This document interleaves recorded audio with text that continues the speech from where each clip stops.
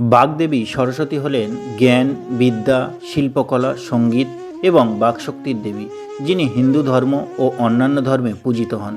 তিনি প্রায়শই বীণাপাণি, হংসবাহিনী এবং পুস্তকধারিণী রূপে চিত্রিত হন এবং ব্রহ্মার স্ত্রী হিসাবে বিবেচিত হন, যিনি তার সৃষ্টিতে সাহায্য করেছেন। সরস্বতী দেবী তিনি সমস্ত জ্ঞান ও শিক্ষার অধিষ্ঠাত্রী দেবী, যিনি মানুষের মধ্যে জ্ঞান ও প্রজ্ঞা জাগরিত করেন। বাগদেবী নামে তিনি বাকশক্তির দেবী, যা ভাষা, কবিতা, সঙ্গীত এবং শিল্পের প্রতিনিধিত্ব করে। পুরাণ অনুযায়ী তিনি সৃষ্টিকর্তা ব্রহ্মার সহধর্মিণী এবং তার সৃষ্টিতে সহায়তা করেছিলেন। লক্ষ্মী ও পার্বতীর সঙ্গে তিনিও ত্রিদেবী অর্থাৎ দুর্গা, লক্ষ্মী ও সরস্বতীর অন্যতম, যা বিশ্বব্রহ্মাণ্ডের শক্তিকে বোঝায়। শ্বেতবর্ণা, সাদা পোশাকে, বিনা হাতে, হংসের বাহনে এবং পুস্তক ও কমণ্ডলু সহকারে তার চিত্র দেখা যায়, যা পবিত্রতা, জ্ঞান ও সৃষ্টির প্রতীক।